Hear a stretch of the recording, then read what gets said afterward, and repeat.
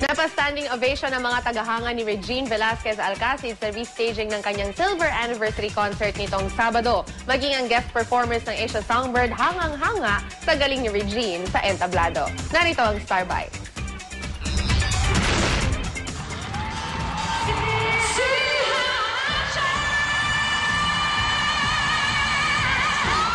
Naging matagumpay ang Silver Rewind concert ni Asia Songbird Regine Velasquez Alcacid mula sa kanyang pagbirit ng mga pinakasikat niyang kanta.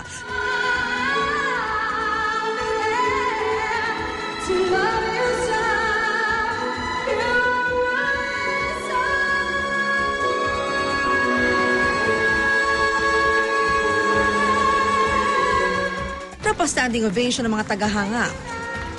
Nobyembre noong nakaraang taon, maaga natapos ang Silver Concert ni Regine matapos siyang mawala ng boses dahil sa isang uri ng virus. Pinaghandaan daw talaga ni Regine ang restaging ng concert. Malaki raw na itulong ng kanyang bakasyon sa Australia kasama ang kanyang mag-ama. Although my voice is not yet 100%, but it's getting there. And I'm happy that I'm able to perform for all of you, for everybody. Lalo naman tumibay ang pagmamahal ng mga fans ni Regine. Isa na rito ang mismong guest performance niyang sina Rachel Ango at grupong La Diva. Pinakahinahangaan daw nila ang fighting spirit at pagiging humble ng Asia Songbird.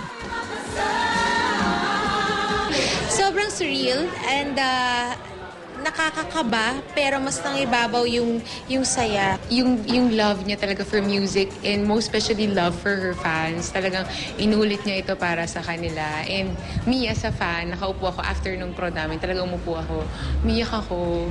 Bagamat na-pressure sila sa pag-perform kasama ang matagal na raw nilang idolo, nagsisilbing inspirasyon daw si Regine sa mga budding artist sa industriya.